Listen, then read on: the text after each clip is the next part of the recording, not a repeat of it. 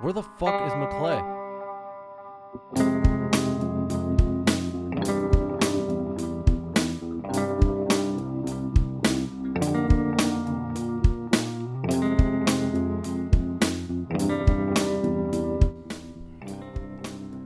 We're rolling, guys. All right, just waiting for the director. I'm waiting for a headphone. Jesus Christ. These two guys are rolling over fucking blunts. Fucking 7 blunts you rolled. That's gonna be an hour.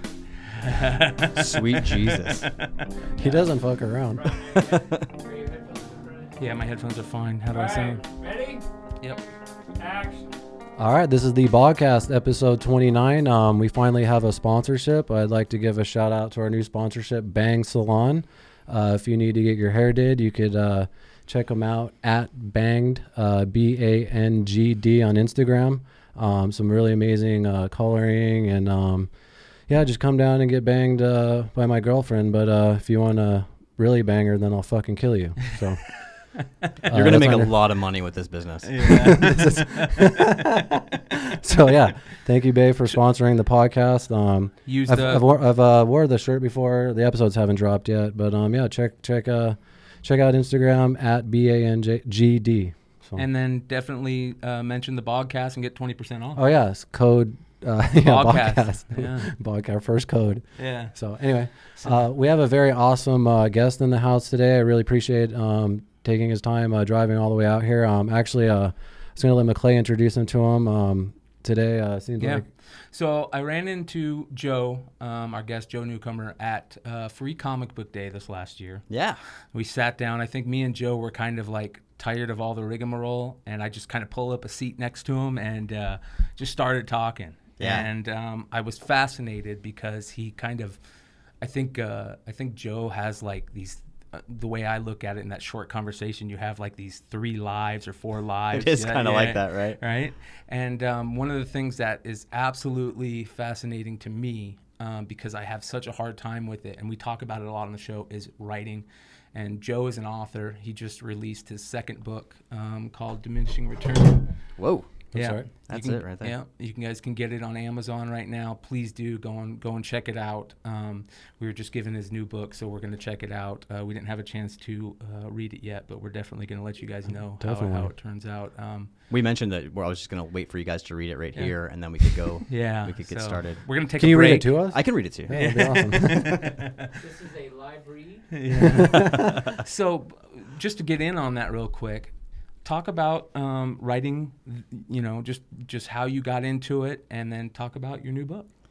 Well, the first thing I wrote was a journal. I didn't give a crap about literature or writing or anything until about senior year at high school, and I met somebody that's had a huge influence on me at this point.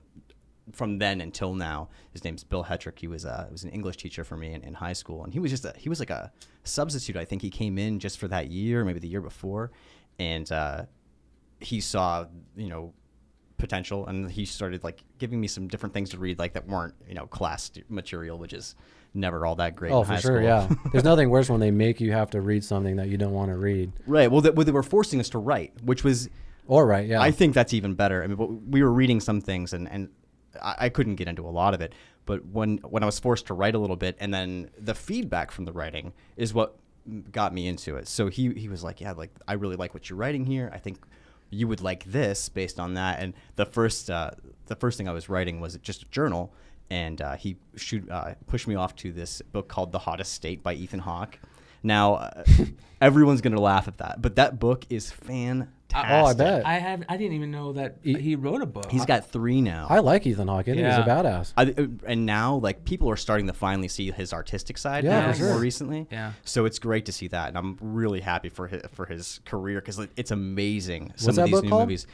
His book, first one is called The Hottest State. Huh. Yeah, I want to check it's about him growing up in Texas, and this relationship he's having with this girl at the time. And then his second book is called Ash Wednesday. I'm like promoting Ethan Hawke. Yeah, that's fine. That's fine. His second book's Ash Wednesday. I'm actually looking for reading material. That's why I was asking. Why? Well, after this book. So I was writing this journal. He's like, it sounds very similar to this. And then I started reading that. And then from there, I started reading a lot more. And then later on, when I was like 22, I picked that journal back up and it's turned it into a full novel. I didn't publish it until 2016. But That's kind of interesting. I've never heard of somebody using their journal to kind of like start. Does that happen very often? You know, I think it happens a lot, and I think what happens mostly is an author has the wherewithal to understand that nobody really wants to read that much about them. Yeah, that's a great That's true, point yeah. because we're kind of going through that with the show. Like, it's kind of weird. I'm interrupting you and saying No, this, absolutely. but you know, we're trying to figure out like.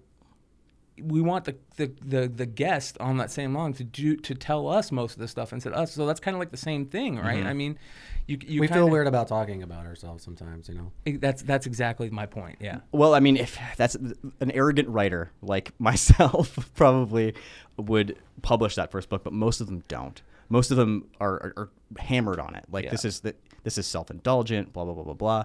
But I didn't get a publishing contract, so I was like, whatever. I'm just going to put it out there because my friends will enjoy it and things like that. So I ended up publishing. It's called El Camino Blue.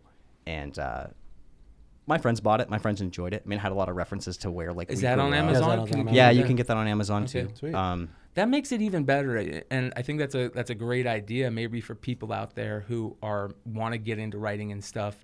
To, like you said, hey, try to curtail to your audience, even if it's your friends. Yeah. You know, just to get a start. Yeah, just Right. don't- Yeah, just you know, start, to force yourself to write the book. Hey, my friends would like this, or you know, whatever. Absolutely. I mean, you got to write for somebody, right? I mean, you've got to have some sort of audience in mind. And I think that the people that are going to support you the most are the people you should be trying to curtail to maybe a little bit. Yes. So, how old were you when that first book came out?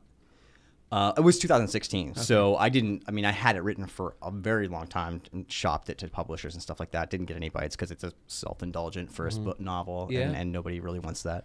And you know, like I said, I just wanted to put it out there, so I just did it. Was it scary making that choice? You know, it would have been. I think it would have been right when I wrote it. Like, if I was like 21, 22, I would have been like real tentative about putting it out myself and having it. You know, it's a rough edit. There are problems with it. It's not a perfect manuscript, and I didn't want to pay anybody to do that because I'm not going to sell that many books. Yes. At least not your first book, unless you're super lucky. Right. I mean, it's got to be pretty crazy for that to work. Before you put it out, did you let your friends read it and check it out and get feedback? Or did you and then do other drafts? Like, how many drafts was it before you actually put it out? I don't know that anybody that bought the book hadn't read it before they bought it, to be honest. Now I realize that you're supposed to have some beta readers that'll give you like really honest feedback and beat you up a little bit if necessary. Yeah. But then it was like I didn't know if I was ever going to get it published. And here's the reason why. So when I was that age, to get your book published, you either had to have a traditional publishing contract, which is very difficult to get. You have to have a literary agent. To get a literary agent, you almost need a referral to an agency. Now it can happen another way. I mean, you can just get lucky, but it's like something like 1% of all published books like go that way. Yeah. And so it's like you might as well get hit by lightning. Yeah. Especially if you're not a person who's already famous, right? Right. That's a big deal. And then also, I didn't go to school for writing. Oh, So yes. you don't get that networking, you know, like you don't get to know people in the industry and stuff like that. So That's a good point, because a lot of people who come on here that talk about, oh, we went to school for acting, or we went to school for directing, or we went to school for sound engineering, or went to whatever school it is for writing and stuff. You learn. It seems that you learn more about the networking and the process of not just writing, but the stuff that happens behind the scenes. absolutely. Because if you don't have that networking, if you don't have that group of people that you can go out into the world and kind of rely on them for referrals and things like that, you're really at a loss. yes, And that's like one of the best things that college is for. And I think that people don't see that. People Yeah. don't realize that when they're going in, or maybe they got there and they hid themselves in their room all the time. And they did great maybe with their studies, but they didn't build any relationships. Yeah. And that's probably more important than Yeah. anything when you're going to school. yeah. You probably also get to the point where, like you said, you had beta readers. Oh, yeah. You have a publisher who probably has readers, and they probably read it themselves Well, I mean, before they put it out. 100%. Yeah. So that's kind of scary too if you don't have that. But gotta love the internet, man. Yeah. I mean, I remember I posted when right when I first started doing this, like MySpace was the thing. So I posted a lot of the book as a blog on MySpace, and I got a lot of feedback from that, and it was very, very helpful. Yeah.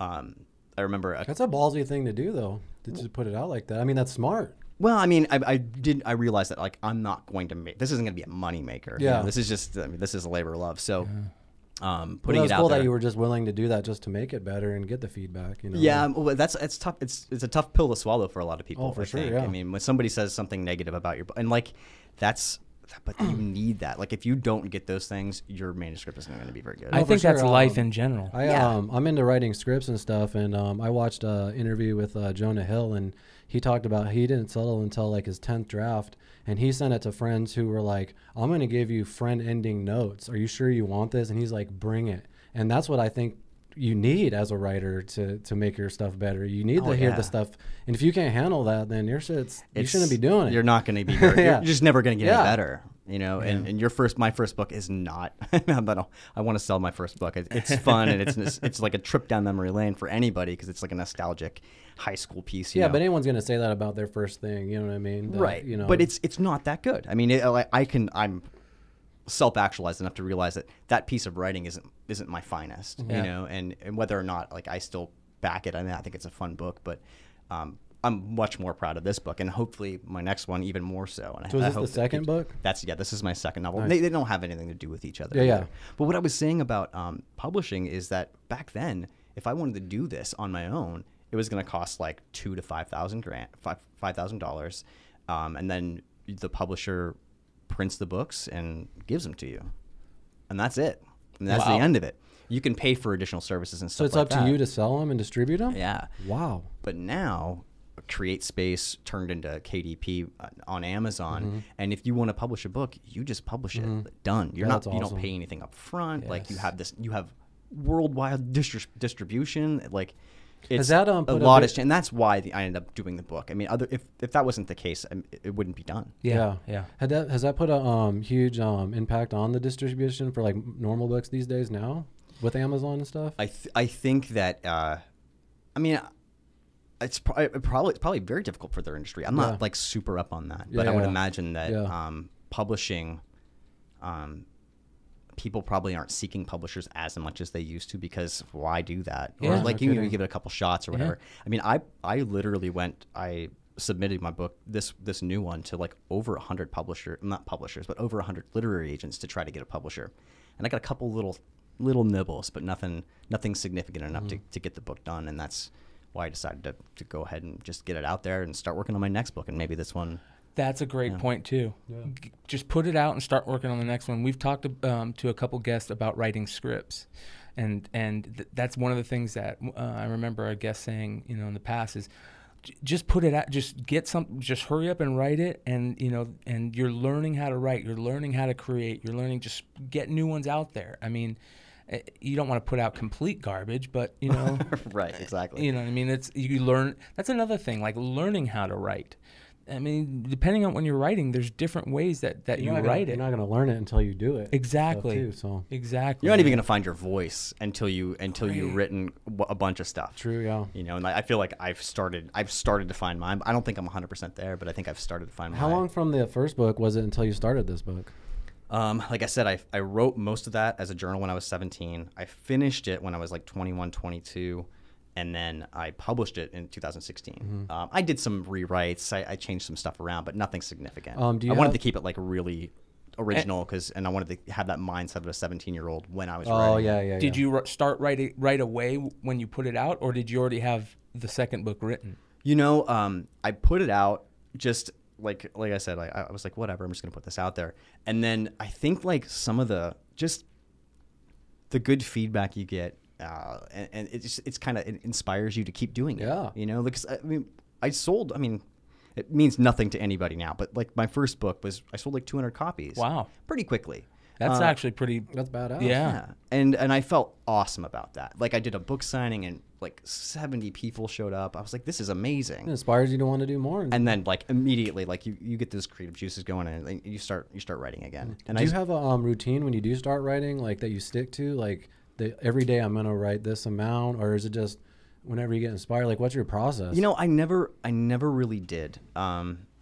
When I rewrote it when I was 20, the first book when I was 21, I quit my job. I was like having like a midlife crisis at 21. I don't know. That's probably not a good thing. No, I think I had one too when I was 21. I'm almost 40, so if that's midlife, I'm done. Yeah, we're right there with you, man. We're all done. Yeah. So I took like, I was like, you know what? I had some money in the bank. I was like, I'm just gonna take some time, and I was like, I'll do like 3 months. I'll rewrite this book. I'll put it out there, and then we'll do whatever we're gonna do. So I wrote the book in like 11 days. So for the next 2.5 months, I just basically got drunk. So, Hey, but I mean, it was cool. Celebration, right? Yeah. I was doing some beta Yeah. reading and stuff like that, and it was a fun time. And then I obviously had to go back to work because humans have to do that. yeah. That's cool, man.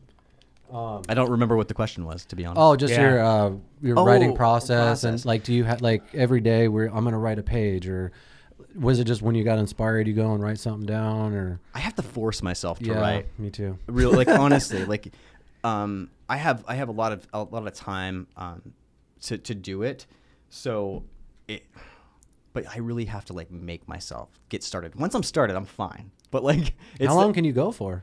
I can go all day if I want to. Really? If I'm into it and things are working Yeah. and I'm finding the words and that kind of thing. Have you ever dealt with writer's block over? I was just gonna ask that. Yeah, over a period of time. Definitely, 100%. Once I got about 10 pages in on this manuscript, I didn't write anything for like months. And you can't force it. If you force it, it sounds forced. It doesn't work. So what I've started doing is, instead of trying to write something every day or doing something like that and like ending up with a bunch of garbage that you just throw away, I just write when I'm inspired to do so. Yeah. And I might not. You're not always in the best place to do that. Like it's not like you're waiting in your room by your typewriter to get going. Yeah, Typewriter, like I'm 500. Well, I was years gonna old. ask you. Some people still freehand it, but do you type or? What I keep notes on my phone. Okay. So I just Yeah. open up my notepad Yeah. and like just jam on that for a little while, and then like I look back through when I get to a place where now I have to force myself to sit down and write. I just open that up, and that gets me rolling. Well, yeah, you almost have all every these time. ideas. Yeah. And yeah, that's smart. I have a question, and this is kind of about the technology and where the technology has gone. And a lot of people who want to write things or create movies or scripts and stuff. Why can't you just talk into a recorder? Is it and the reason I'm saying this is because is the technology so new that we've just done it this way for so long, and we flow better this way than we would this way? I mean, like. I think that's probably the case. The other thing about it is, and I've done that, I've taken like voice notes. Yeah.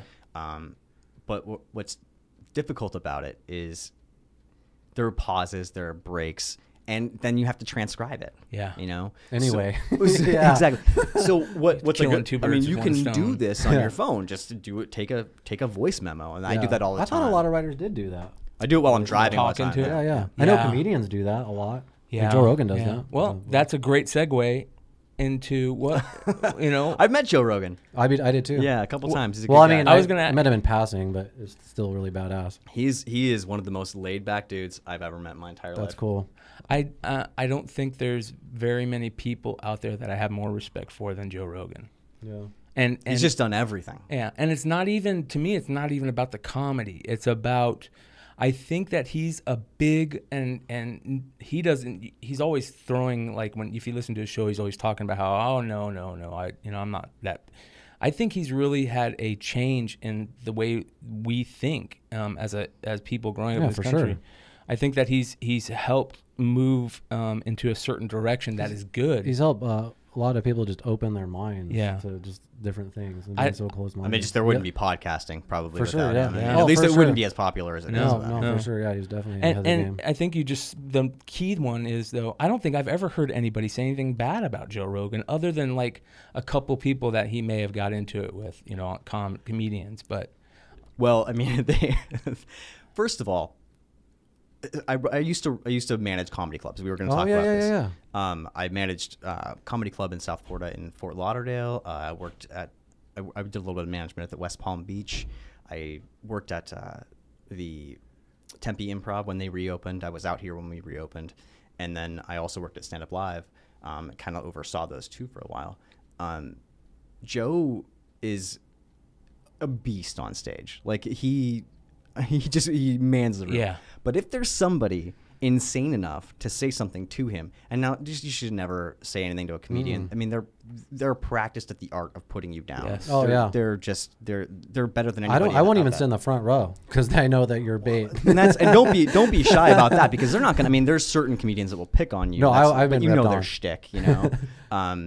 But Joe's up there to do a show and make it awesome. And if somebody's gonna interrupt that, they're gonna get it. Like no one. I mean, I've seen there are like 5 comedians I've seen that if you do that, you're probably gonna leave crying. There's just no no doubt about it, because they're masters of their craft, and they've dealt with every bullshit thing that you could possibly do, and they know what to do. They know where to hit you. They're so smart, and they're very sensitive people. Oh yeah. When you're a sensitive person, you can view what somebody might be sensitive about. Like if you can, That's a good point. if you can be in tune with that.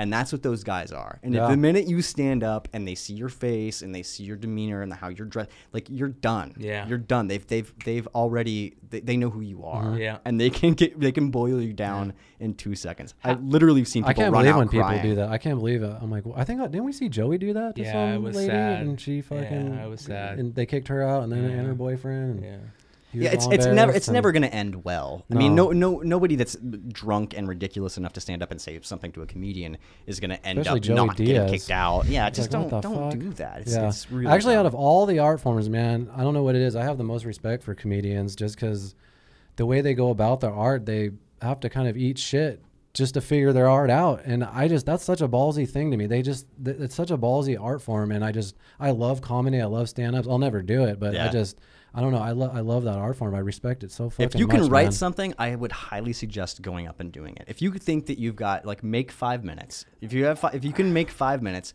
you're probably not going to get 5 minutes to start. You probably get like 2. Yeah. But get up there and just do it, so you know what it's like. Because those guys are it's an odd kind of bravery and insecurity at the same time. And It's just facing that eating shit is just, I don't know. But that moment when you're not eating shit, I bet you is like I know, a but the high thing that is you could is- just ride for a long But it's not like they time. get to a point where they stop eating shit. Joe Rogan's writing his new hour right now. He's eating shit left and right. You know what I mean? Still. So How did you get into that industry? Well, I'll backtrack a little bit farther back. I used to be in a band. I was a lead singer. The music here? scene it was in Florida? it was in Erie, Pennsylvania, Oh, okay. actually. And our band was called Moss Nova, and we were popular in that region. And I moved to Florida when the band kind of hit a lull, and I didn't do anything on stage for a long time. So I started doing open mics, because if you want to get that rush of being back on stage, I didn't realize how much more intense that it was going to be. Oh, I mean, damn. there's no music. You can't, if you make a mistake, it's going to be pretty damn obvious. you can't rely on your band guys. And I mean, it's nerve wracking. I'd never really felt super nervous on stage with the band. We were practiced. I was ready to go. Yeah. I had these guys, and if I messed up, they were going to cover me. Yeah. But when you're up there by yourself, and I'm the kind of person that has to memorize everything. So I went up there and I had the set memorized. Like I practiced in a mirror, like all this stuff. And I did really well for my first couple shows. And I think everybody kind of, it either happens like that or you just get completely bombed. And I don't know how you could come back if that was the first time you went up there and you completely bombed. I never would have got back on stage. So I did it probably, I don't know, probably 11 or 12 times. I mean, a comedian would be like, that's like literally nothing. It's nothing. But you do get that sense of how intimidating it is. And I definitely had a couple things where like I just ate absolute shit. And it So was another venture you had was stand-up comedy that you did? yeah, Just- but like I said, very brief. It was just Briefly, a few months. And I was managing at a Kona Grill in West Palm Beach at the time. And the owners of the Improv, which actually own the two out here as well, they knew me from the Kona. Customers or something, yeah. Yeah, and then they also then some other people in that building saw me do the stand up, and they were like, oh, maybe he's interested in managing here. So that's how it happened. They called me up. I just moved to Houston, Texas, because the Kona Grill in West Palm had shut down. They shipped me out to Houston.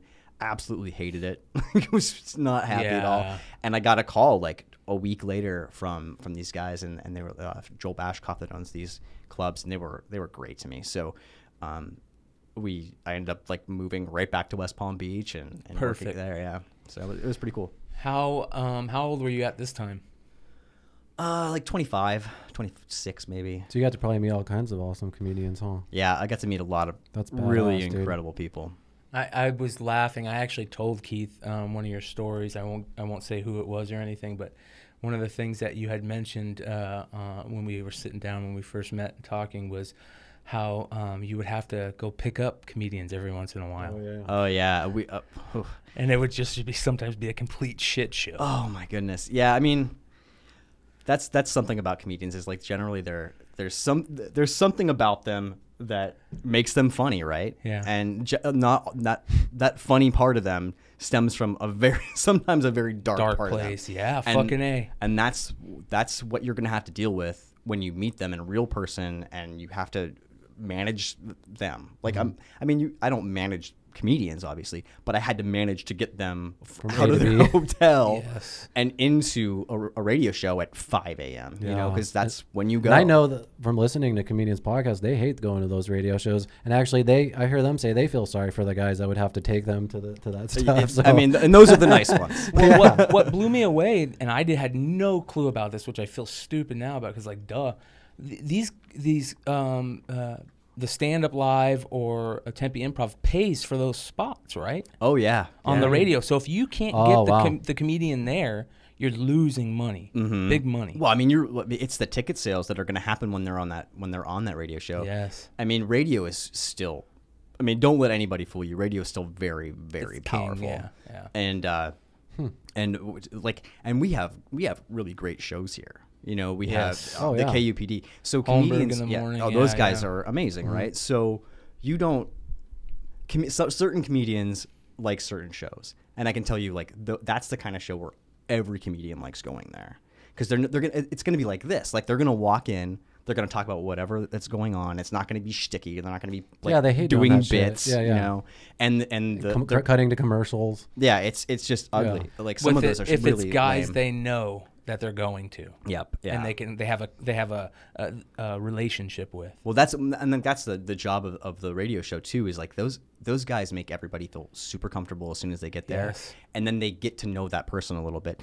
I've taken people to like a Holmberg, like for the first time, and they just nailed it. Like because they're just good at their jobs. Yes, you know? Yeah, professional too. It's one thing to be funny, but it's also another thing to be a little bit professional. Yeah, absolutely. There was one in Florida that was really, really, really good. They were Paul Castronovo. I can't remember the call sign of the place or anything, but you knew, like comedians knew when they were going to go somewhere good, and then like you could see their demeanor change when they were going somewhere crappy. You know, like they would just walk in and it's so bad. They'd be like, oh yeah, like they would turn into their stage character the minute they walked into a crappy one. You know? And then they would be so themselves and so spot on and so dynamic when they were on the better shows. And it's just a matter of who's there. This is kind of a dark question, and you brought it up about how some of this stuff comes from a dark place. Oh, sure. And a lot of these guys that are really good really dark place. And one of the greatest to ever do it, and you know, some more in the middle of your mouth. Yeah, dude. Sorry. Some of the greatest to ever do it. Just Jesus Christ. Yeah, you're good. Okay, good. I have to edit this shit. I feel like I feel like it's better now. Just all like some of the best to ever do it didn't do it for long because they were just so trapped in their darkness. Was there anybody that you saw that from that actually did, that died too soon, that and they're in there? Could you see that when you were around them, even for a short time? You're like, I don't think that dude's going to be around much longer. I've definitely thought that about certain people, and it is the saddest thing, because if you're at that level, like if you're selling out comedy clubs and stuff like that, like you should. I mean, you would think that they would feel beloved. You know, like you've got 400 people in an audience, and they're all just listening to you and Dying like laughing. loving Yeah. you, and it's not enough. I mean, some people just need so much more than that, and Yes. it doesn't hit their heart the way you would think it would. You know, That's true. but Love yeah, it. I've definitely seen some people where I was like, wow, like this person has no idea how valued they are, and it's tragic. You know, I didn't meet. Was it because of drugs and alcohol, or just because of like they were just maybe You know, like I think drugs and alcohol are a symptom of depression. For sure, You know, yeah. Like they're not. It's Oh, not, yeah. I mean, they're self-medicating, right? So, But some guys aren't drinking and doing drugs and are still dark and you know what I mean? Yeah, Or I mean, fucked up, you know? absolutely. I mean, I think I've known several of them that Yeah. are, you know, they don't do anything. They don't stay at the clubs. They don't go crazy. They're not drinking, but they're, you know, they have. Who's a lot like one of issues. the funniest comedians you've seen that you just Oh, fucking every jeez. single time you're just like, this motherfucker. Bobby Lee is Oh, man. is just a beast on stage. I want to see him live really bad. I hear every stand-up say how awesome he is live. I've It's never so seen a sad stand-up. that he has no self-confidence though, because if everybody says he's that good and he just He mean, won't he put doesn't out even have a Yeah, he doesn't special. have a special either. Well, just watch Tiger Belly and yeah, I know, but Oh, that's sad. There's He so- he didn't even do that. Like that was his girlfriend that did that for him. You know, There's what I so mean? many other things that go along with that being successful outside of the clubs. Yeah. And I mean I don't know like exactly what it takes, but Yeah. I know that there are other issues. I mean, Can you these get people aren't blackballed? perfect people. Can know? you get blackballed within the industry pretty quick? I mean, look at Dane Cook. Oh, I yeah. mean, he got hammered. Yeah. I mean, Dane Cook is insanely Yeah. talented. And that's What what, I did was Dane gonna Cook say. do again? Well, I don't know if it was because he was stealing jokes. Was that it? there was a thing where people he's doing a kind of comedy that people thought was less than intelligent. Well, I remember that. I remember he took a lot of shit when he was But he popular. was selling out Oh, fuck, stadiums. stadiums, you yeah. know? He was the biggest thing. He was the biggest thing probably sure. since But recently, I've Dice. seen him pop Dice up Clay. on Podcast recently, so I thought he was kind of like coming back. Or I think don't he's know. probably trying to he's working his rebuild. way He's back working his in. way back. And he yeah. really He'll got be forgiven. fucked. I mean, with his brother and everything, he Oh, stole I all forgot that about money. that. Stole his money, and I then both of forgot his about parents that. died of cancer. Yes. But right before that is when the Louis C.K. joke thing came up, where they said that he stole his joke, whatever. Yeah. And then you can see that they even talked about that in the Louis C.K. show. Yeah, that Remember was cool. I remember that. That was amazing. I remember hearing about that and being like, "All right, I gotta watch this show." Yeah. You know. It was a nice thing for them to do. I thought. I mean, I didn't like clear his name or come out and say, hey, you know, everything's fine. But you know, it was definitely I think probably a step on the path for his redemption. And then if you pay a lot of attention, obviously when I was in the comedy club, I paid a lot more attention to comedy. But he never stopped doing comedy. Yeah. You know, he had a little break there. Was probably very, very depressed for a while. Yeah. Oh, yeah. But like the next thing that he did was fantastic, and it was way darker and way like more intense. And now like I think that he's getting back into like a little more of his his old kind of like jovial self. But that first special back, I highly recommend watching it. It hits pretty hard. Some of it's not comedy, you know.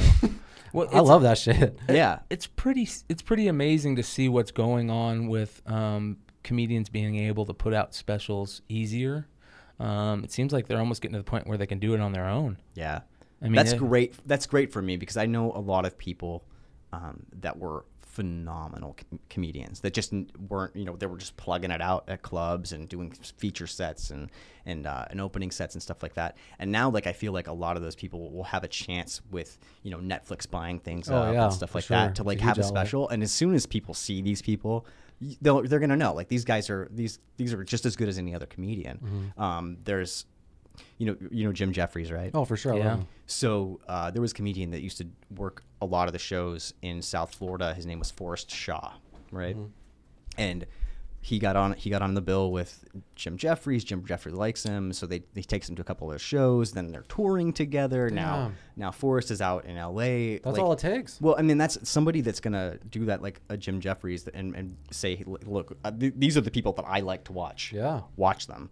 And now, like, I see like Forrest popping up on like Tonight shows and stuff like that, and he is check him out. Like if you like comedy, That's really That's- cool, man, that you get to see that behind the scenes stuff and see the progression of a comedian. Yeah, know, like you from get that excited perspective. for them. Oh yeah, you I know? do too. Like I have friends that like in acting and things like that, and I'll see them get like really good jobs and like things I will never believe, and you just get so happy for them. And Yeah, stuff. So absolutely. that's badass, man. There's a couple other ones. It's Nick Guerra is doing really well. And then there's some other people like a guy I know in New York named Will Watkins. If you do nothing else, just follow him on Facebook because he's absolutely hilarious. So with all these success stories that we're talking about, what about the opposite? Did you see a lot of comedians who just kind of did it for a year or two and then gave up and then you never saw I knew him one again? that did like 11 shows and then quit. Was he good? He just He was sucked? me. Oh. Yeah, he wasn't that good. I mean, did you ever see people that were really good? No, I hear like comedians talk about all the time. Like there's some, they'll just disappear and all weeks, of a yeah. sudden. Well, no, like 3-4 years. But comedians say that it takes 10 fucking years to get good. You know what I mean? Yeah. I mean, So, definitely. Yeah. Or you just get lucky. And Well, don't get me wrong. There's a lot of comedians that Again, succeed faster and things like that. But to be to be a legit good, where you could deal with all that bullshit you're talking about and just come at every angle, do everything, is 10 years. That's what I hear. and to be liked too. Like you have to be in the circuit. Yeah. People have to know that you've taken your knocks, that kind of thing. Yeah. It really is. It's just like anything else. It's Yes. like tenure at a job. Yes. The people don't want to respect you if you get in there and you kill it immediately. Oh no, yeah, they hate that. I'm not a big fan of that. People. So was there a reason that? I mean, you're not still doing that as a job, are you? No. It's grueling. The people that work there, the people that work at those clubs are. Geez, I mean, they're superheroes. It's ridiculous. What they're doing every night is insane. Are a lot of them comedians? You'll have. I mean, on staffs, I normally had like 1 or 2 people that were looking to do shows and stuff like that, and being in that environment is just good for them. But I'm just like the actual work that you have to do. The waiters at those places, they have to get 400 people's orders Oh, I know. Oh in yeah. and get their 2 I drinks actually- out and get all their food out within 45 minutes. I It's highly not the whole respect show that. because they got to call last call. Yeah. So those guys are just nailing it. It's super stressful, and it's for a manager. I mean, you have to work as much as you want to do well. So I worked a ton, and it got to the point where like I just physically. I just couldn't take it anymore. Yeah. And like I didn't have a lot of a big life, but if you're in that world and that is your world, then that's I know the gentleman that works here at the Stand Up Live, his name's Casey Courier, and he is the person that you have to be able to have longevity in that business because he loves that business. He loves it.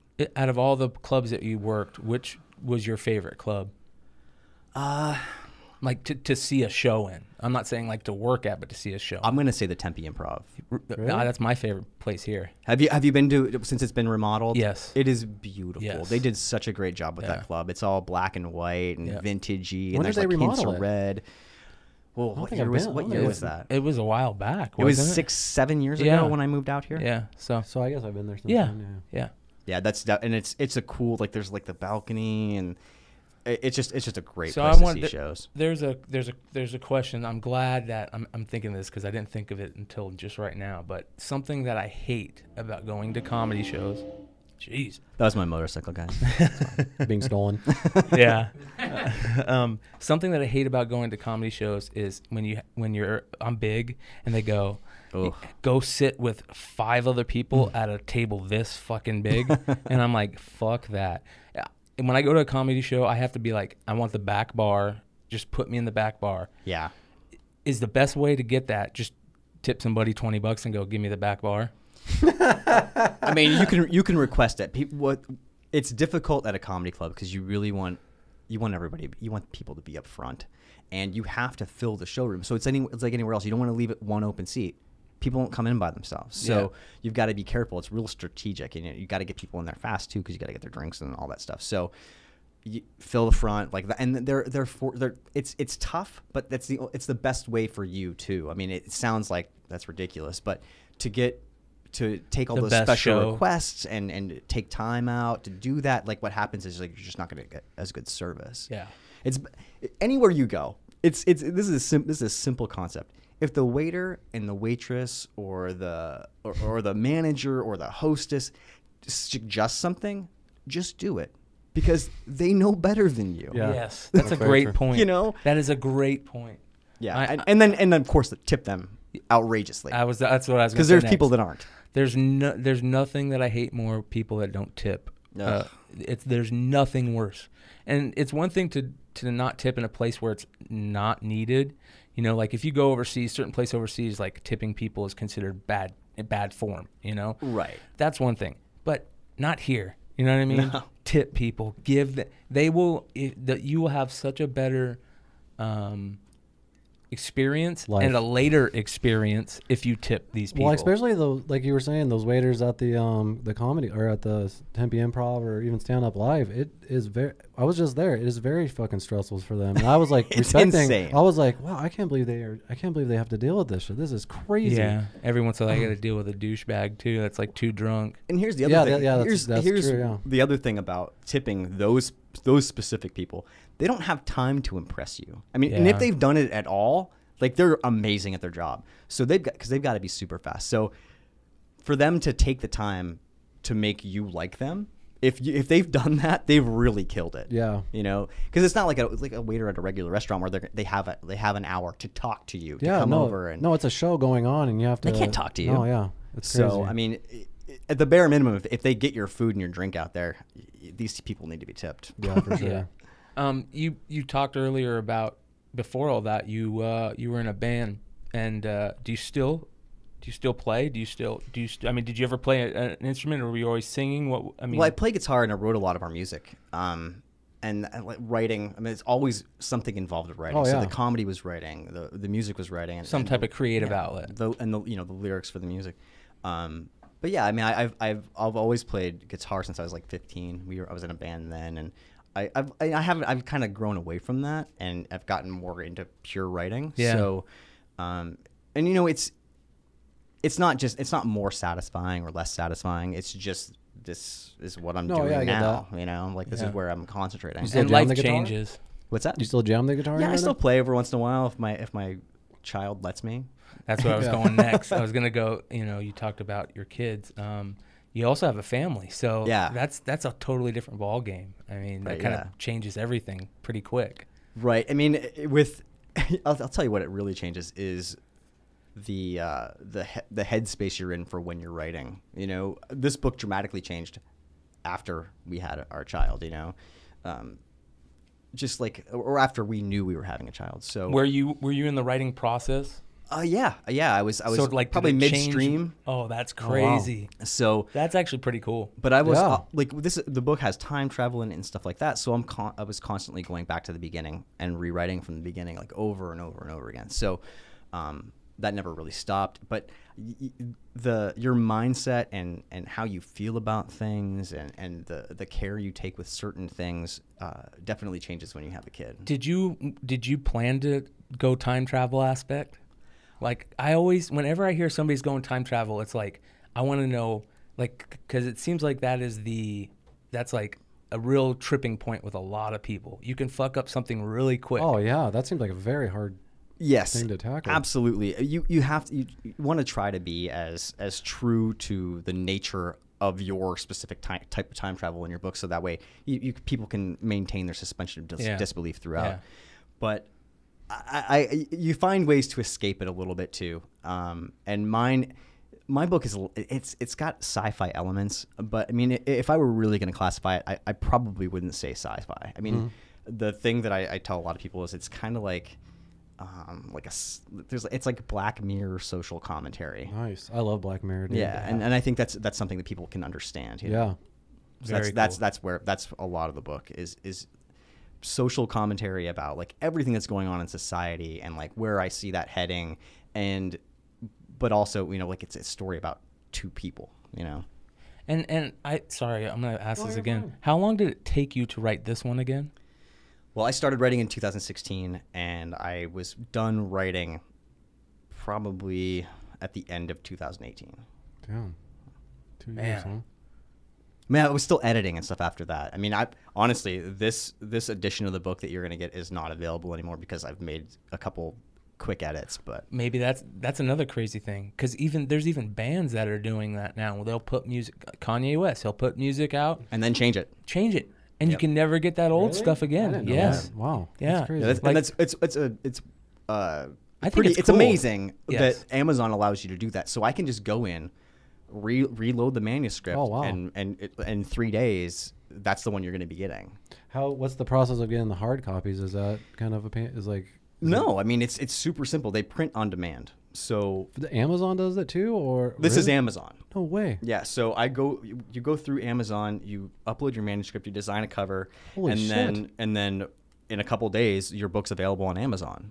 No, I know that, but you get the hard copy too. Well, that's all I have right here for this. Yeah. You can do an ebook too, but the hard copy is what's I'm available. an idiot. I thought all the Amazon books were only like ebooks. No, I don't- didn't you're not an know- idiot. That is exactly what people think. I thought when you published, I didn't know that they created a hard book for you. That's awesome. Yeah, That's even it's better. It's Fuck. print on demand, Wow. and then you can upload that same manuscript and have an ebook too. Wow, I'm glad But we I try to cleared get that I try to get the hard copies out there first because those are the ones that are going to get Yeah. lent out. You know, like you don't lend out your Kindle. No, Yeah. for sure. Yeah.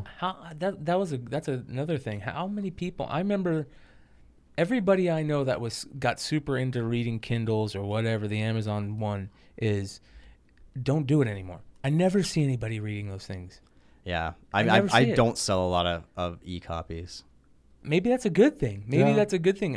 I'm cool. with that. encouraging, right? Yes, it's very encouraging. I still like just books. Well, Yeah. I know in the comic world, the comic book world, that's a big deal with a lot of people right now because we're losing a lot of those floppies and it's going the opposite way, or if it's just dying at all, I don't know. But You mean more towards digital? yeah, maybe it's just dying at all. You know what I mean? But Yeah, no, because I had that DC subscription for a minute, and you have access to all their whole catalog online right there. Yeah. I have that too, and I haven't looked at a single. I know. I digital did You the have to the watch. trial, and I opened up a book and I put it back, and I just don't even. but I was like, I have it though. I have it. We're old and we're purists, and Yeah. you're just nothing's ever gonna be as good for us as that. But for like sure. now, maybe that is just as good for people. I don't know. Yeah, like kids. I'm not yeah. in that head. I'm Kids not in growing that up, space. like, my nephew who has constantly a fucking tablet and something on. He might grow up reading, enjoy reading books like that. I don't know. Chris, where are we at right now? 46. Perfect. All right, so we kind of ask a lot of guests this to give us advice on people we should be looking out for. So throw us like a comedian, an author you like, and some cool show that you're watching that somebody might know about. Comedians. These are We have to Maclay's. edit this because it'll take me a while to think of this. I'm terrible with names. Oh no, you're good. This is Maclay's Inside the Actor Studio question. Andrew Santino. Yeah, Oh, yeah. Cheeto. Fuck He yeah. is Yeah. a beast. He's so funny. Ginger. And I already told you Forrest Shaw. I mean, Yep. he's up and coming. Nick Guerra. He's so good. A lot of his stuff's like relationship humor, but he does it in a way that is new and original and decent. Did you ever get to work with this guy? No, unfortunately. He's my hero. I mean, That's signed, by the way. Stephen Wright is amazing. He's my hero, dude. The only One of my thing- favorite things of his that he ever did was he was the pilot on So I Married an So I Axe married an Murderer. Axe Murderer, yeah. He's also the guy in the couch on Half Baked. Yeah. Yeah, that's So I Married an Axe Murderer scene is like one of my favorite books. Geez, I don't read a lot of newer stuff, and Who's your favorite author? my favorite author is. It's a toss up between this is sound ridiculous. Vonnegut, of course. I mean, you have to love Vonnegut and Hawk, but I'm sorry, dude. oh, there's no problem. with that. There's no way to avoid it. But there's a book that somebody let me read, and I still have their copy of it because I'm a total dick. Called The Fuck Up by Arthur Nersessian, and I think that was like a pretty awesome underground book, and MTV ended up putting it back out, and it was oddly isn't that kind I of didn't know they weird? put Like books out. it was. I mean, it must have been the mid 90s when they did it. Yeah. But The Fuck Up is a better, I don't want to say better, but a more updated version of Catcher in the Rye. Oh, And like okay. really, That's my favorite book of all time. of right course. there. I mean, it's a Yeah. wonderful book. But and if you like that, and you're into something maybe even a little more raw than that, The Fuck Up is the book to read. That Catcher in the, I don't talk about this a lot, but that book Catcher in the Rye was like the turning point in my life where like I went from being just like more sports active to more like non-sports to like using my creative side more. Yeah, Reading that book in elementary school That was the first book I read twice in a row. Yes. But the first time I read it, I was like, "What the fuck?" Yeah, dude, it was Like, badass. What the fuck was that? And I think Seriously, I was in shock. and I It's think amazing. is because I read it at the time that the book was about the person in the book, so you kind of at that same yeah. But anyways, Yeah, anybody in that age group should be able to connect to that pretty well. Yeah. That's kind of what I tried to do with the first one. It really is. If you're 17 or if you can remember that vividly, you're gonna have some sort of emotion about that Yeah. book. The thing about that Catcher in the Rye though is just how it was written. I never read a book that was just just and so that dude was from kind that- of a I don't know if he was a nutcase or if he was just I think it was the first adult book that I read. That's why I just it was like just comics, and all of a sudden I read that and I was like, what? I watched this crazy documentary on it was like an old school documentary from like the 60s on J.D. Salinger, where they were like trying to find out where he lived and what he looked like, because he had been a recluse and nobody knew what he looked like anymore. So Wow. they didn't know where he was. They just knew that he was out there, and they do this investigation and they find him. And it's fucking weird, dude. And it's from the 60s, you know what I I'll mean? have to look that up. Yeah. That's crazy. Sounds good. I have a question. You were talking about that teacher that kind of inspired you to write, you'd say. Do you still connect with him to this day? And does he Helps me wear edit, actually. That's Oh, awesome, that's dude. badass. Yeah, That's cool. What we do is I write on Google Docs, so he can edit in real time anything that I'm doing. How great is Google Docs? It's- I fucking dude, love that's- it. It's fucking so badass. cool. So it's once, like I already had his edits and comments like while I was writing, so that was really helpful. You can go back and change things right then. And he edited the first book as well. Don't blame him. I probably made changes that messed it up again. But yeah, I mean, we stay in really good contact. He came to, I was just in Erie, Pennsylvania, and did a book signing there right after we released it, and he was there, of course. Bought a signed copy, the whole nine. That's That's awesome, fucking dude. Do you have any cool. book signings coming up? Yeah, I'm going to be in West Palm Beach, Florida on August 4th at Copper Blues in City Place. Nice. Copper Blues is the same Copper Blues that's here Yeah. with Stand Up Live. The owners were gracious enough to let me do my book release there. That was another thing I was going to ask is there's like this, all the comedy clubs are kind of owned by the same people, right? There's like a group that just... It's weird. They're mostly owned by groups of people. Yeah. So, and then like certain clubs will have similar people in those groups. So like there'll be 5 people that own Stand Up Live and 2 of those own Tempe. And then, but there are 2 other people like somewhere else that own part of that, So it's a kind of a big network of people. That's crazy. That comedy was insane. But I mean, something like, and those people probably don't venture out too much of their like extended group, which is, I don't know how many clubs it is. Yeah, and there's but- so many fucking clubs across the country. I mean, and different types of clubs. If it's not different improv, types of clubs. Yeah. You know what's kind of weird I was thinking about the other day is so many comedians now have the podcast and everything that I wonder if it's going to get to a point where there's going to not played be out? yet. Well, no, not even that. There's not going to be touring comedians. I mean, Oh. Yeah, Did- I is was that thinking about live with Andrew aspect? Schultz, because he puts up he'll do a stand up and then he'll put his clips up right Yeah. away from the stand up, and Yeah. I was thinking, doesn't that kind of hurt your? that's what so I would. I thought putting your bits out like that was like I don't know. And that's what I guess mean. that's his process. So but- if they're doing that, there's no reason to go see them. That's what I mean. Like, yeah, so, and plus, there's think nothing that- like to me a live fucking comedy That's show, man. I mean, that was exactly what I was going to say. when you got a drink in you and you're just, especially Joey fucking Diaz, I'm crying laughing, and all I'm doing is trying to I hope I'm sober enough to remember these jokes to tell them later, and I never do. There's not a single audio clip that will make you laugh harder than when you're there in the For club sure. watching Oh the my guys. God.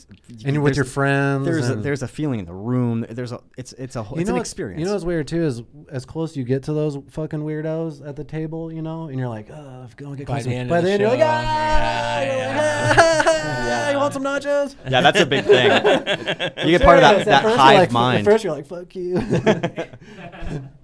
yeah, I fucking hate that. But yeah, you're a sometimes, big dude. So man. you're I'm like, fuck. I was like, no, I'm not feeling you on that at all. Yeah, man. Fuck that.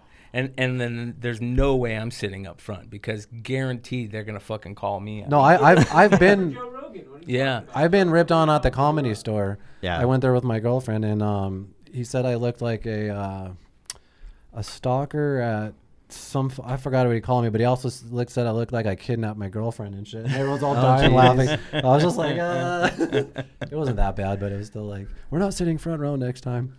But it was the Comedy Store, and the front row was wide open. I was like, oh my god. That's a storied club. What Fuck a dude. great club that is. I love that place. That's actually where I met Rogan. I saw him and shit, and then I walked to the bathroom and he was standing there, and I don't really honestly like even going up to people, but I just had to say something to him, and I went up to him and I go, hey man, I know selfies are gay. Is it cool if I get one? He goes, selfies aren't gay. Come here. And he fucking grabbed me and I took it, and that's the picture that I put on my Instagram, and fucking talked to me for about a minute after, and then that was that. But he was like, like you said, dude, he was just super cool, and sometimes you're afraid to meet your fucking people you look up to and shit, and so it's also cool to see that. I mean, obviously you had more interaction with him, so it's cool to see that he is a cool guy, because I've always heard just those kinds of things. I've definitely met some people I was very disappointed in.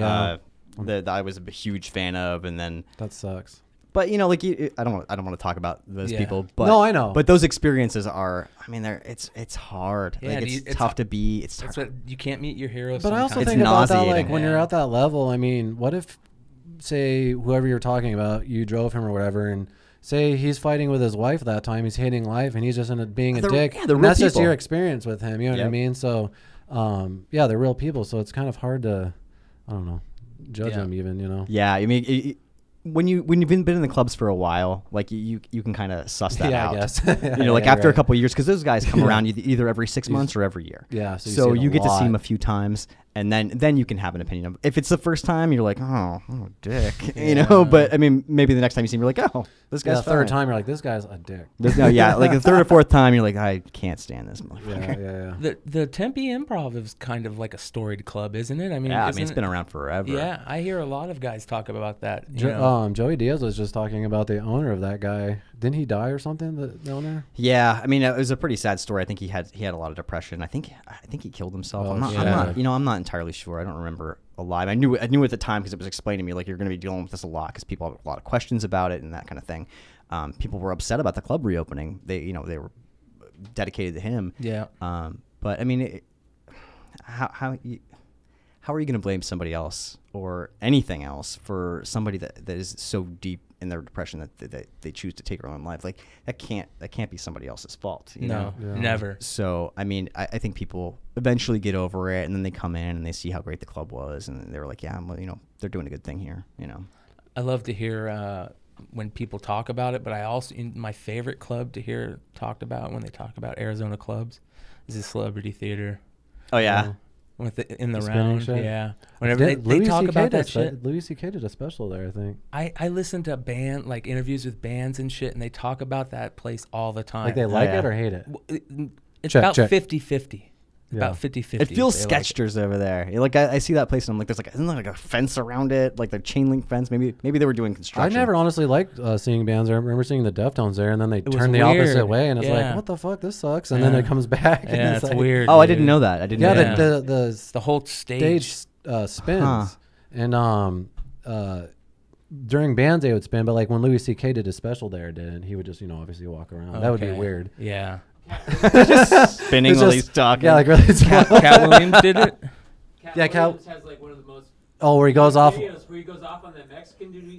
Oh yeah, I remember that. Like, you're in Mexico, and he's like, "This is the USA, motherfucker." I remember that. How long ago was that though? That was like 2 years ago. Probably the last time he got arrested. You have the worst timing. That was like 10 years ago. Oh, okay, maybe 2 years ago. 2019. Dog. Jamie, can you help me out on that one, man? Yeah, no shit.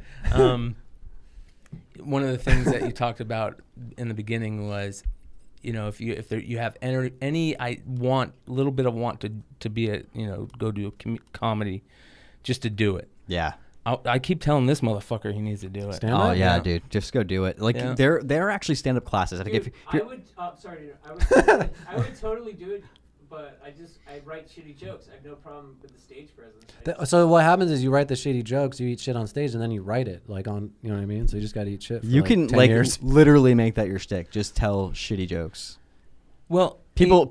I'm telling you. Here's one of the main reasons why I think it would be good for him. It would help his confidence too, right? That's now. exactly why I got into the acting and shit, dude. It would help. Or his it'll confidence crush right now. him like a bug.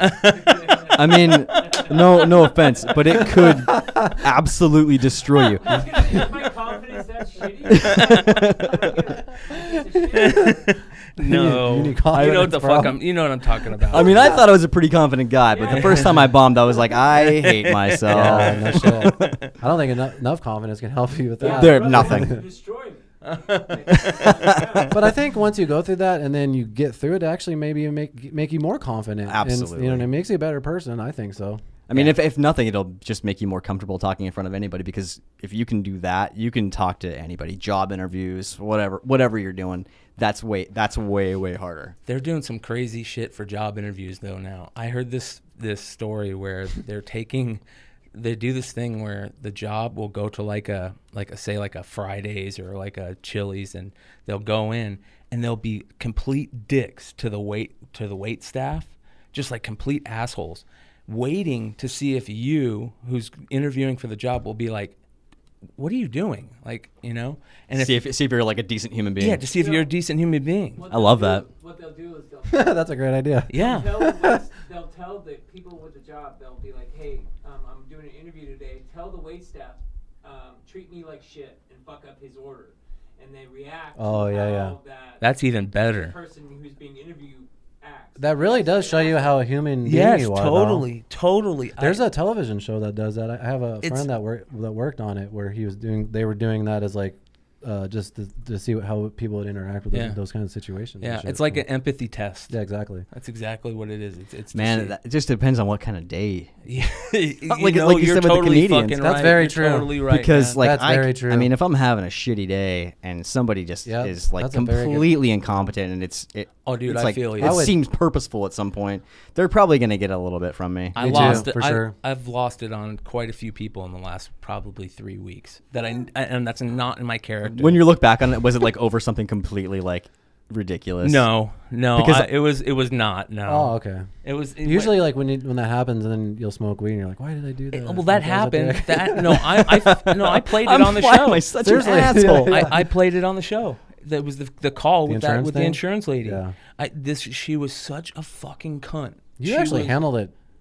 I didn't think you were being a dick. You're kind of nice. Oh my god, You're the nicest dude. dick ever. Then, if you think you went off on her, But you know what I mean? Like I really you should hear try. my phone calls, dude. I really try. Yeah, Holy man. shit. It gets ugly. I My phone I is- love going off on people if I'm dealing with customer service and they're like, Bill, and they fuck me about to fuck me. I'm like, haha, oh yeah, and I just love going off on those motherfuckers.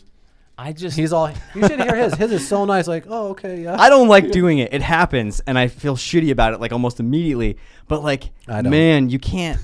There's a point where you get so heated, and if you don't feel like you're getting treated well or not listened to, To or me, something what like it is that, is it's just tough. I know everything else that's going on in your life. It's your chance to release on this motherfucking asshole on the phone on the other. And then they line. go Yeah. home who and, who gives a fuck and about that shake guy? their kids and So Yeah. You remember that cares? movie? You remember that movie Punch Drunk with Adam Sandler? Punch, Was is it it Yeah, Punch Punch Drunk Drunk Love? Love, Yeah. Punch Drunk Love? That's the only Adam Sandler movie I like. Yeah, that movie was fucking great, man. That's because it's reminds Paul me of Thomas that. Anderson. That's why. Yeah, yeah. Did you Did you see see? his new Radiohead fucking video he did? No. It's all weird on Netflix. Yeah, I It's think pretty- you it's showed pretty it. You cool. didn't like Funny People?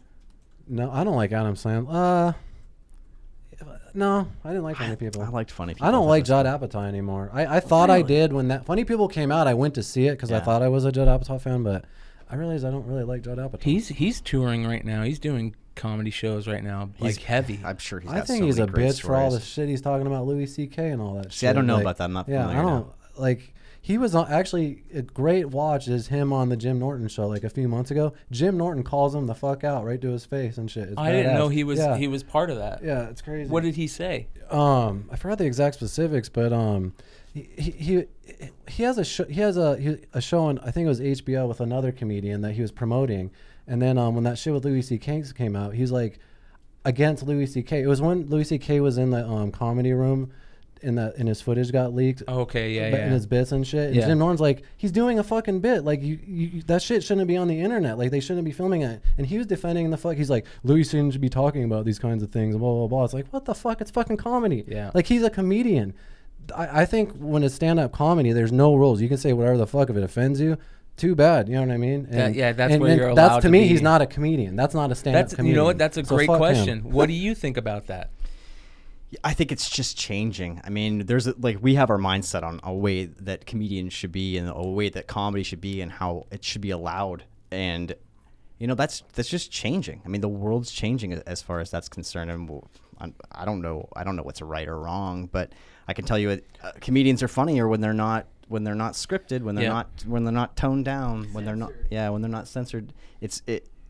But with comedy, I mean, you have to be in that mindset. I think that if you're the kind of person that is going to take offense to something that's anything like that, if you're the kind of person that's on Facebook and you get mad when you see a post, I mean, you can delete people, whatever. I think that's fine. But like, if you're gonna get like physically like angry and upset about that kind of thing, don't go to a comedy club. I just think that's yeah, exactly. I mean, exactly. yeah, no, you're right. I That's fucking 100% love that. right. You're literally that. you're going to someone whose job is to say inappropriate shit. Yeah. Yep. And if you go there, you're gonna get upset. Yeah. And that's why Judd Apatow commenting on that, to me, it makes him just not like a real like stand up. You know what I mean? Like But he's getting back into it, and that's just my personal opinion. Like I wouldn't go see him. You know Sure. What I mean? And, I mean, I but can to respect get back that. on funny people, like I just honestly didn't like funny people, and I've never thought Adam Sandler was funny. I just don't like Adam Sandler. I mean, I think it's a lot of people. I think a lot of people I not can't- like big fans. But it's good that you like Punch Drunk Love because that is just a great movie. yeah. Well, that's all Paul Thomas Anderson, the director. He's a fucking. I like him a lot. He's done one of my all-time favorite movies. There Will Be Blood. Yeah. He's bad as fuck. Yeah. Hey, you never told me if Peaky Blinders is fucking the new season's coming on. You never. I asked you that like 4 shows ago, dude. What the fuck, Jamie? We're still asking him to pull up shit from other shows. Jesus, this fucking show's behind. Did you watch Game of Thrones? I did. What'd you think? You know, people get so pissed off about that, like the ending and that. I've never been pissed off about an ending. Not that I can recall. Really? You're probably one of the very few people I've heard say that. What, you weren't pissed at Dexter?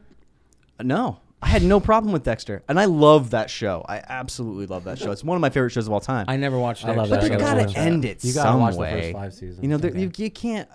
I don't know. For me, it's more difficult for me to get upset about something like that and let it ruin it for me. You know, like no, it's just that's just how they. I chose don't to do think it. they had to end it now. You know, that's become a big thing in my head right now. Over the last couple months, like, why did they even have to fucking end it? Because they wanted to go do other shit. They But spent the why last couldn't time- have HBO yeah. could have given it to new showrunners? That fucking happens all the Well, goddamn they technically time. are, but now they're doing all the prequel shit. Do you know that? Yeah, I They're heard doing about they're gonna- all it's prequel gonna be shit. more Okay, about that's the girl. cool. That's cool. Yeah. Yeah, the they are. Targaryens. Yeah, That's they're what it doing is. all. Oh, I prequel thought we were shit. talking about Dexter still. Oh, are they doing it That with would be- Dexter? I don't- That'd I be don't- crazy. I heard a while ago they were working on something that was going to be like an offshoot of it, but I don't. I know Breaking Bad's coming back. I love that. Oh show. yeah. Did you hear about Sandman? Yeah, that's finally getting picked up. Yep. I did see that. But I feel like I hear that story every 3 years. You do. Yeah. Yeah. Yeah. That comes Yeah. out a lot. Like I remember you like 10 years ago, like Joseph Gordon-Levitt's playing him Yes. in a movie. Yeah. I was like, what? And then, then that never happened. And then like 3 years later, But fucking Showtime. Here's the cool thing. Netflix showed up and Amazon Prime showed up and Yeah. Umbrella Academy happened and Titans happened and really good shit has happened and there's enough technology to do shit creatively and not do it cost right. a ton of money.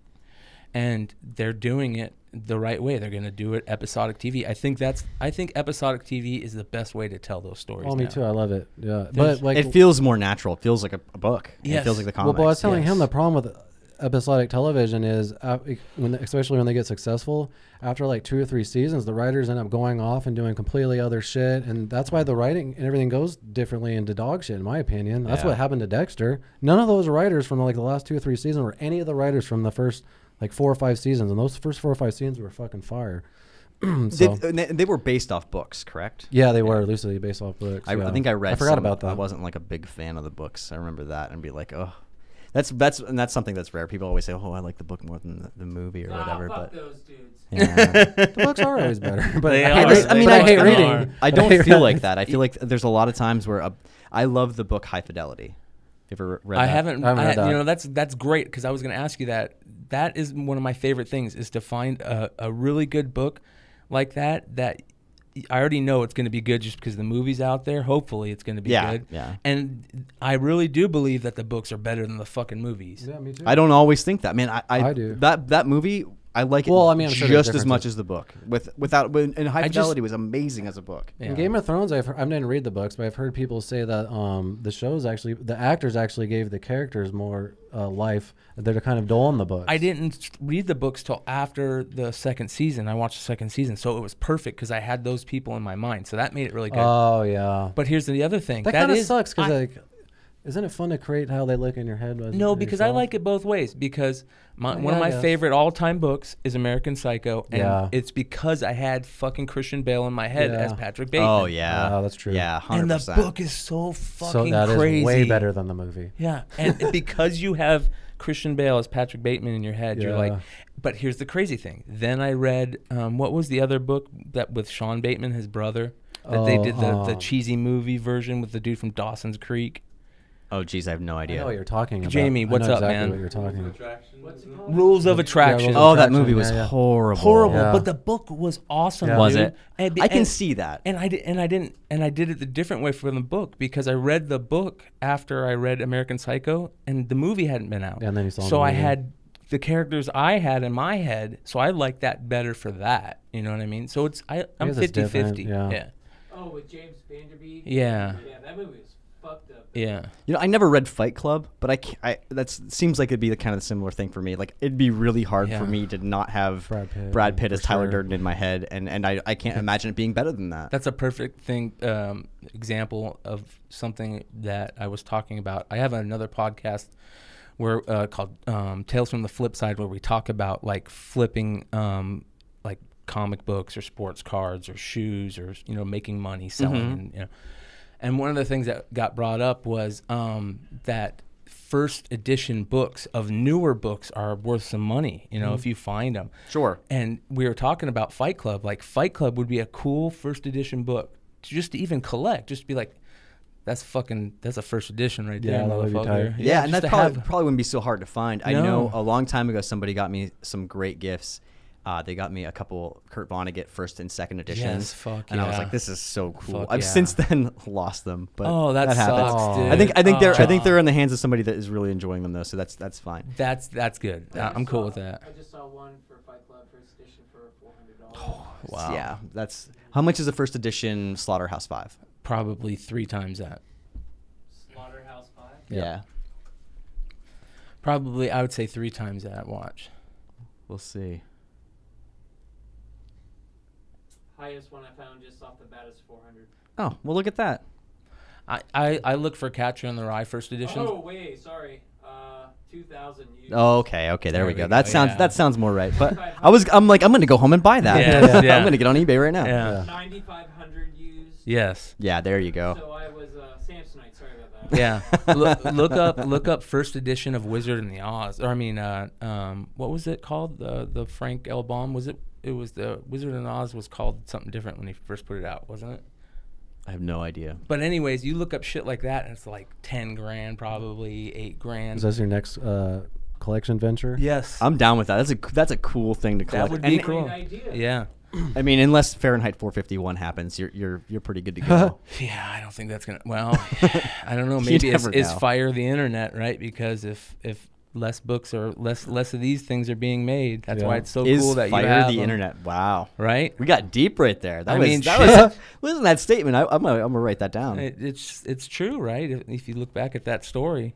It's funny. I was thinking about something you guys were just talking about. I ruined a character in my book for somebody while they were reading it because it was my beta read or whatever, and they were like, "I like this, this, and this. I really like this character, yada yada yada." And they were like, "Who'd you base it off of?" And I was like, "Do you really want me to tell you that?" I'm like, because the person that I am basing it off of That- might not be the person that you want. Yeah. That's fucking great, dude. Oh, dude. Yeah. So I mean, and it definitely, like, when I said what I said, they were like, "Oh, damn, that's not who I had in mind." I'm like, "Well, I just asked you that." So That's a great point. Yeah, that and goes then back to. I didn't ask somebody else and told them, and it ruined it for them too. So Yeah, that goes back to who, the actor that you have their face, or if you don't have that's the same type of fucking thing. That's if you guys crazy. want to know while you're reading it, just let me know. Well, I can't wait to check this out, man. Like, he keeps informing us. We only have a few minutes left. Do you have anything else you want to promote or talk about? Well, or I guess just get go to out there. Any websites or Yeah. links or? My website is joesphdnewcomer.com. Pretty easy. I mean, you can link out Yep. to the both books Can from you show there. us into that camera when he's done? Yeah. And I have when he's done. I have a blog on there where I just kind of write. I mean, and if you're, I think Brian, you're on my Facebook, right? Yep. I put shit out on that all the time. So hit me on Facebook and follow the blog and sign up on the on JoesphdNewcomer.com. And you, like I said, the blog is that's where I really kind of. And that's another thing. So we talked about like writing process and all that stuff. Now, like when I'm like to keep my mind going, I think about what I'm gonna write in my blog and what I'm gonna put online for people to enjoy. On like the author's site and stuff like that. So that's something that that I do try to do once a day or 3 or 4 times a week. Yeah. So that's something that kind of keeps me fresh. So if you're writing, if you're trying to write a book, keep doing anything, like little snippets of anything. Like if you just have an idea or a thought, just write it down and you can always go back and flesh it out and piece it together if you want to make a book out of it. And I'm thinking about maybe at some point down the line putting all the blogs into a book. Yeah, that's a great idea. I think that's smart. One of the reasons we're kind of what we want to do on the show is creativity of any kind, especially local here in the Valley. That anybody that we can get on the show is a cool thing. So I thank you for coming on, brother. Yeah, man. Thanks I really so much for appreciate the having time, me. dude. You're a badass. Anytime you have another book coming on or anything you want to talk about, just bullshit. Yep. We do this every Sunday, man. So, cool. Yeah, dude. I'll definitely come back. So, hell yeah, man. So if you guys have a subject you want me to talk about and you're thinking about doing, just let me know. I'll come over. yeah, dude, that's that'd be badass. badass. So yeah, thanks for coming on, man. Thanks, You're man. Motherfucker. Thank you, brother.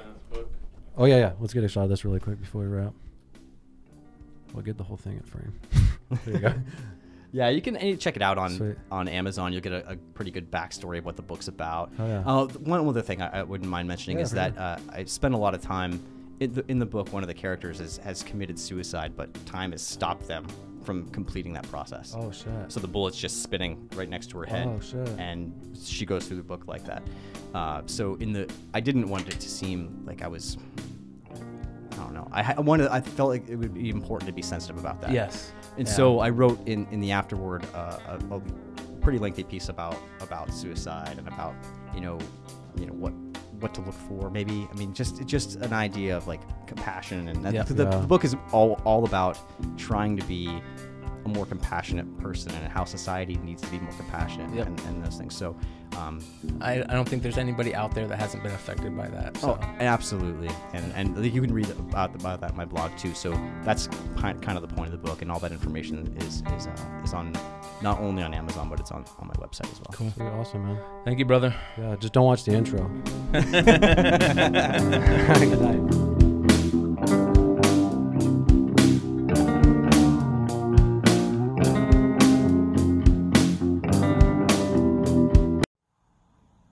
Bang!